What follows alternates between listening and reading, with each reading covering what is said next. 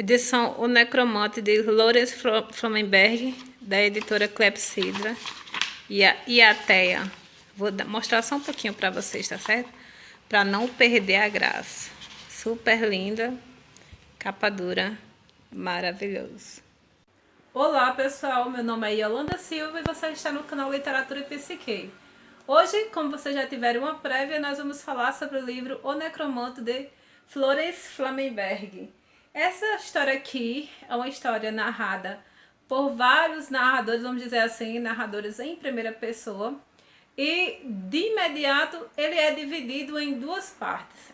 A primeira parte é fonte oral, a segunda parte é fonte escrita. Na fonte oral nós vamos conhecer dois amigos, um se chama, eu vou tentar falar, tá certo? Helfried, o nome Helfried, e o segundo é Hermann, um nome bem popular alemão. Estes amigos, após 30 anos de distância, se encontram na cidade F. Algo que dá para entender, de acordo com o próprio romance, é Frankfurt, né? Uma cidade alemã. A história se passa entre 1750 a 1780, ou seja, no século XVIII. E de acordo com o comentário aqui do próprio livro, naquele momento ali, justamente esse período, né, em que se passa o romance foi onde aconteceu a Guerra dos 7 Anos, que foi o primeiro conflito que envolveu grandes nações, vamos dizer assim, uma das primeiras guerras que envolveu o mundo conhecido, né?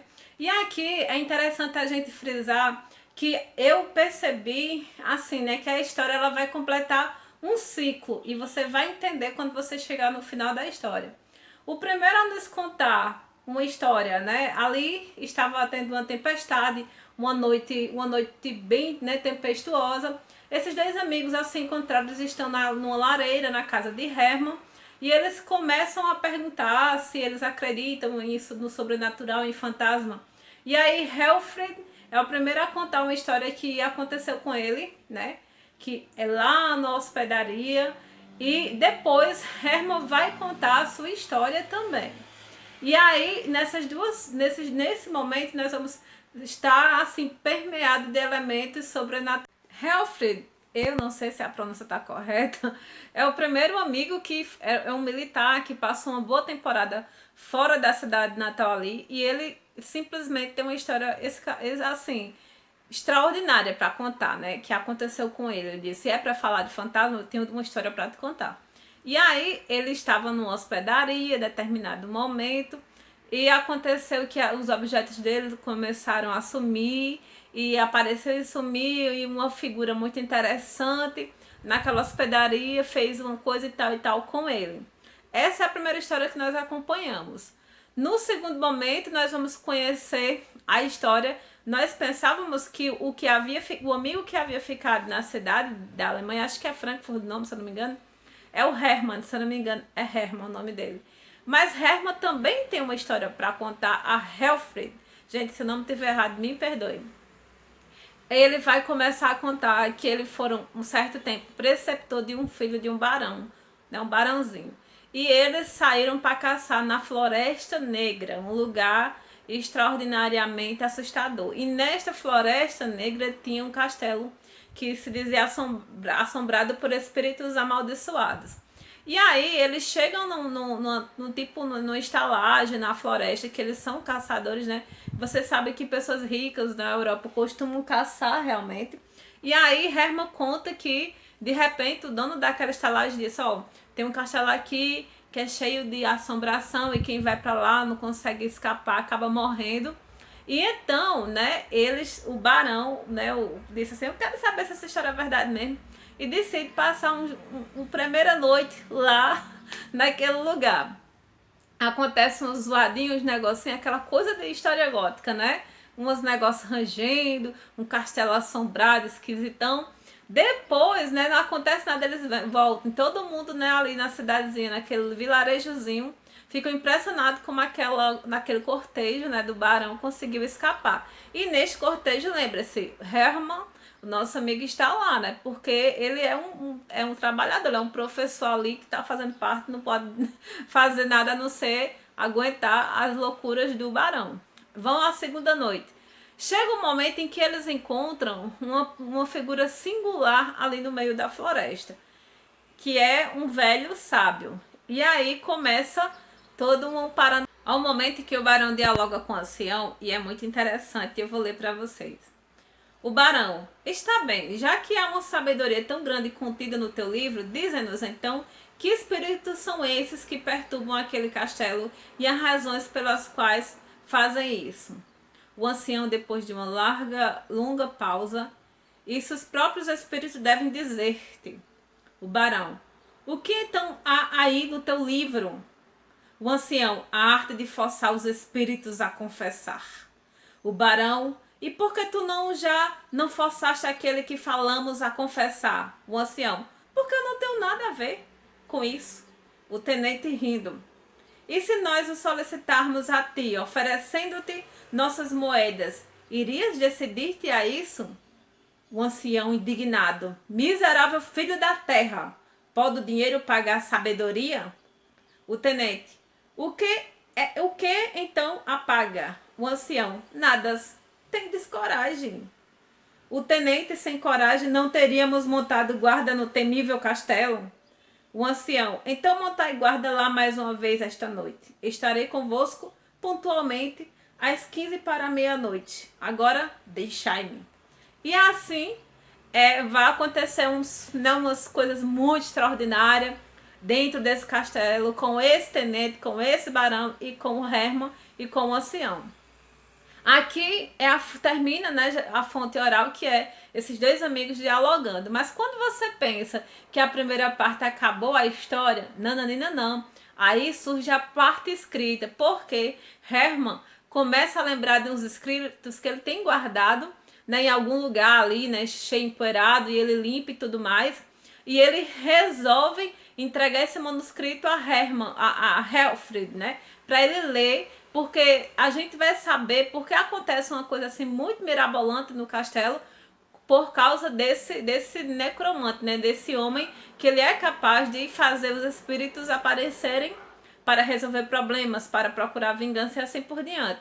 E aí a gente fica sem saber muito bem, né? A gente sabe o que aconteceu ali com o barão, com o tenente, mas a gente não sabe assim muito detalhe. Então, é um spoiler meio assim, né, dessa primeira parte para entrar na segunda da fonte escrita, que aqui Todorov ele fala um negócio interessante, tem as estruturas narrativas. Ele diz: a narrativa é igual à vida, a ausência da narrativa, a morte.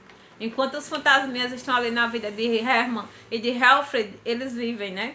O homem é apenas uma narrativa. Desde que a narrativa não seja mais necessária, ele pode morrer. E o narrador que o mata, pois ele não tem mais função.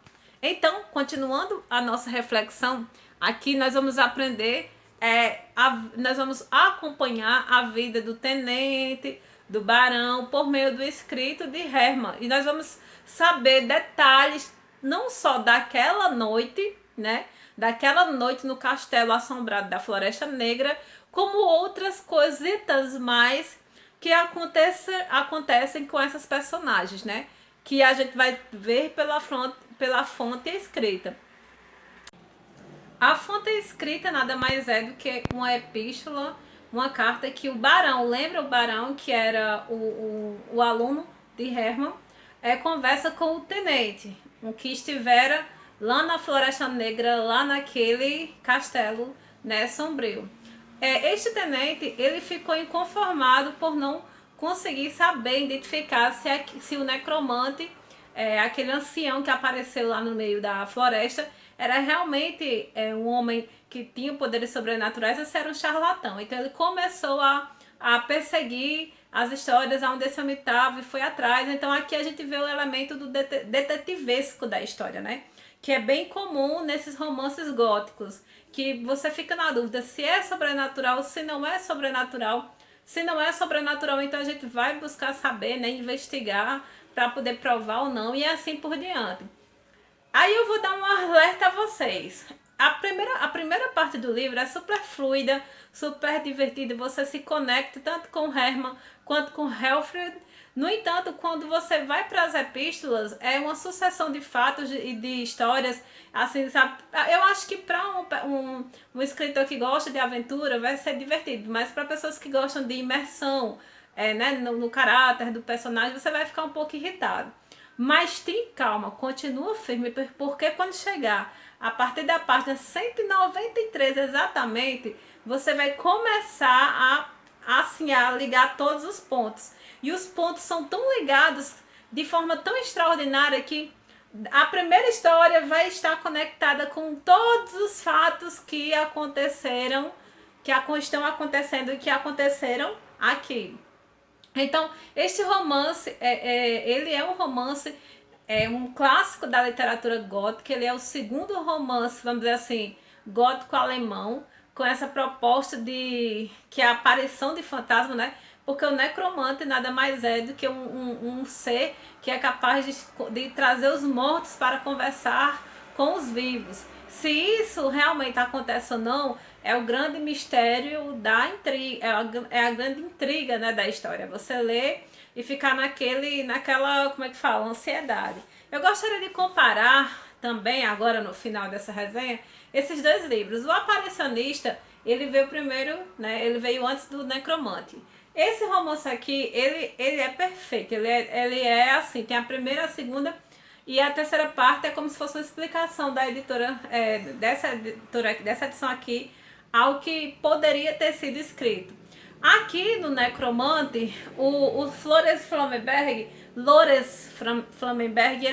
ele consegue terminar a história. Eu fico imaginando se o Frederick Shelley tivesse terminado essa história e tivesse dado a voz, né, ao aparicionista aqui, para falar no final por ele mesmo, assim, o quanto que esse livro teria sido assim. Sabe o que é uma obra genial?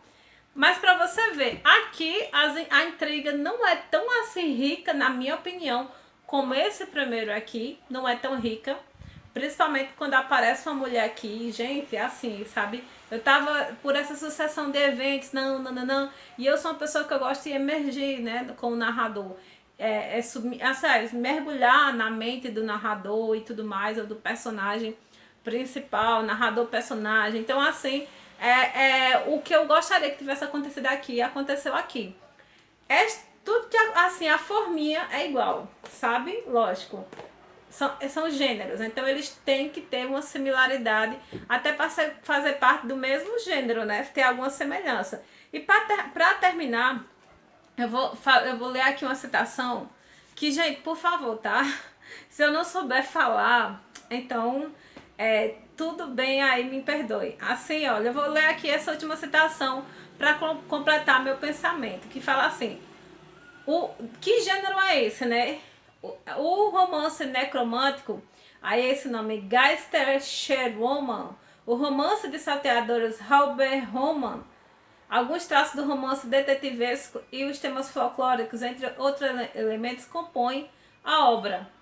Então, todos esses nomes aqui que eu achei super difícil de falar, tipo, Robert Roman, né, e Geisterroman, vou aprender a falar tudo isso, gente.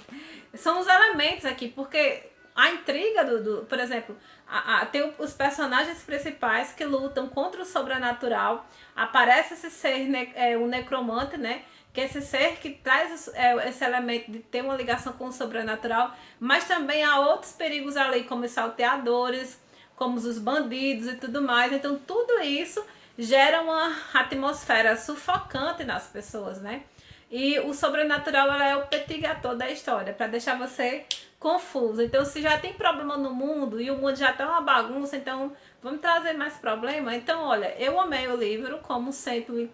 Eu sou apaixonada por literatura gótica. Então, se você disser assim, Yolanda, qual é o motivo que eu devo ler esse livro? Primeiro, porque ele é divertido. Tirando uma parte que você fica um pouco cansada ali, mas também quando chega na página 193 o negócio vai-se embora e faz todo sentido em tudo. E você tem que ler justamente por isso, porque ele é o primeiro, eu vou até ler aqui de novo porque eu não consigo não. Ele é o primeiro romance, né, o romance necromântico que, gente, que palavrinha abençoada é essa? Que o romance necromântico Geisterschwerroman, e porque ele tem esses elementos, né, do Robert Roman, que é o romance dos salteadores. E se você quiser saber mais sobre esse livro, procura no YouTube as palestras de Cid, da editora Clepsydra. que você vai ter informações maravilhosas sobre esse livro. E precisa ter cuidado com o spoiler, mas tá tranquilo. Então, tchau pra vocês, até a próxima.